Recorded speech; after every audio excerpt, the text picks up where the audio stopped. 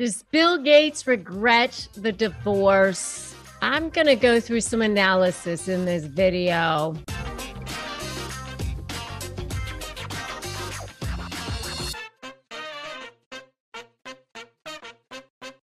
Hey there, I'm Rebecca Zung. I'm an attorney. I'm also a narcissist negotiation expert, and I've been seeing some interviews coming out lately, and I wanted to give you my thoughts on this whole situation. So make sure you subscribe to this channel and hit that notification bell, because I'm all about helping you guys shift the dynamic, shift the conversation, and help you escape the dynamic of power when it comes to dealing with narcissists. I want to help you shift the conversation with narcissists so that you can become the most powerful person in the room. So I've been seeing a whole bunch of videos come out, interviews come out when it comes to Bill Gates. And it just has been something that I wanted to weigh in, because I'm seeing a pattern.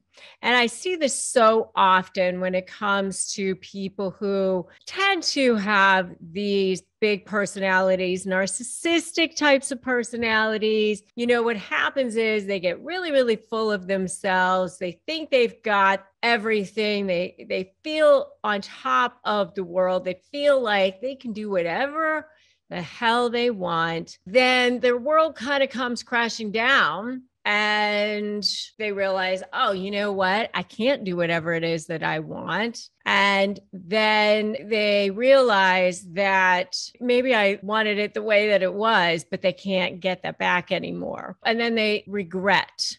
And I'm seeing some regret going on here in Bill Gates. And it's happening. You're seeing this coming out in these interviews lately. And it's just so common. It's just so common. It's all strata.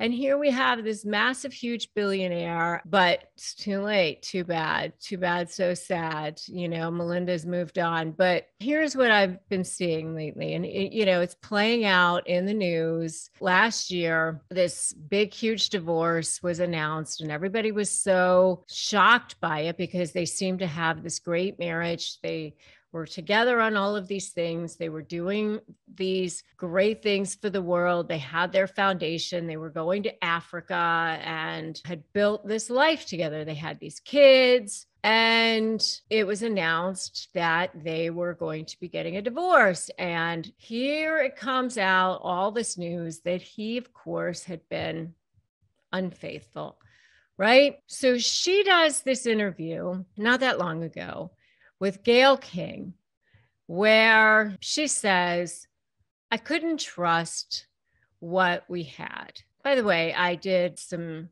videos on the whole Bill Gates divorce, which you can definitely check out. I recommend that you go back and watch. But she does some interviews recently where she's talking about, I couldn't trust what we had. And, she's taking the high road for the most part. I mean, she's saying, I couldn't trust what we had.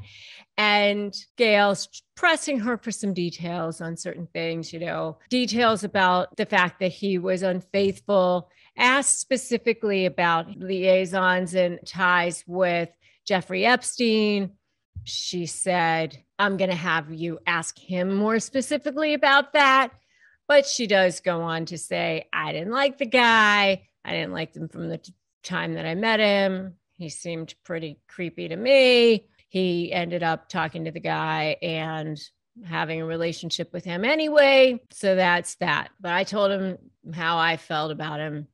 And yeah, that was a problem for me. But, beyond that, you can ask Bill what I thought about him. But she said, I just couldn't trust what we had. And by the way, I have often said that I believe that the 3 A's are the 3 deadly sins of marriage: abuse, addiction, and adultery. Clearly, they had adultery here. I don't believe they had out and out abuse. I don't believe they had addiction. I've never heard anything about that. But adultery, when you attack the integrity of the foundation of a relationship, it just doesn't usually end well, So, and she was saying, I couldn't trust what we had. And she said, we're friendly now. She wouldn't characterize them as friends. Well, what else can you expect when you don't have trust with each other anymore, right? But, she said they're working together with the foundation. They have the 3 kids together. But of course, he's coming out saying, oh, I'd marry her all over again. He seems wistful. He seems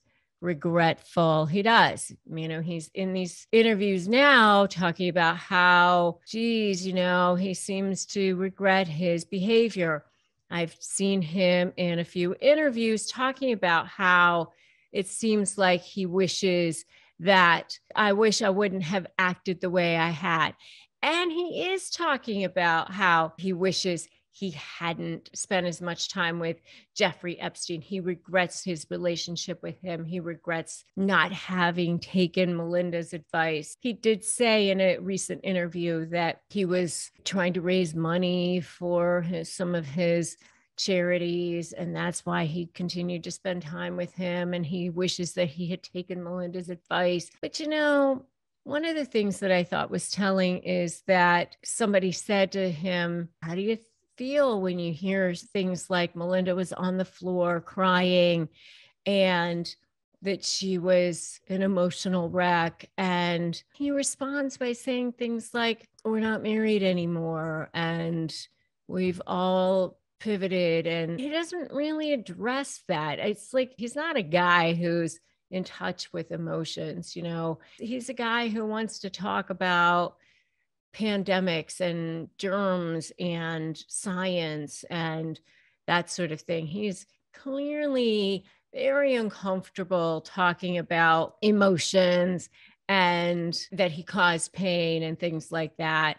He'll say it was a sad event and, I'm sorry I caused pain and I feel terrible about that. But when he's asked questions like, what have you learned about yourself? When it comes to questions like personal matters, he's a very hard time answering those questions. She, on the other hand, has moved on. And, I think that in some ways, it's probably going to be the best thing that ever happened to her. She's talking about dating and that she's open to that and she's open to having a new relationship. I think in a lot of ways for her, it may end up being the best thing that ever happened to her.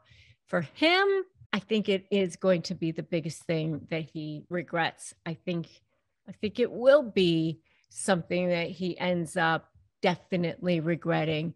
And I think he will end up realizing how much he lost in this whole situation. I think he will end up saying, you never really realize what you had until it's gone, kind of a thing. So do I think that he regrets the divorce? Absolutely, I do. I think that he thought that he could definitely have his cake and eat it too. So I think it happens a lot of times with these guys. I think that they are on top of the world. They live this big life and they think that they're entitled to it all. And he thought that everybody was supposed to look the other way because he was Bill Gates. And Melinda thought, yeah, but no. If you agree with me, put agree in the comments. Would love to know what else you think so far. And make sure that you subscribe to this channel, hit that notification bell. And if you think that you may be in a relationship with a narcissist, I do have a free quiz. Are you in a relationship with a narcissist? In the description below. And I also have a free Crush My Negotiation prep worksheet that you can grab at winmynegotiation.com, and make sure you join my free private Facebook group for extra support, Narcissist Negotiators with Rebecca Zung. And remember that if you are dealing with a narcissist yourself, do not give in. They only win if you give in. And remember that today is a great day to start negotiating your best life. It is never too late. Wherever you are is the jumping off point. All right. And I will see all of you guys in the next video.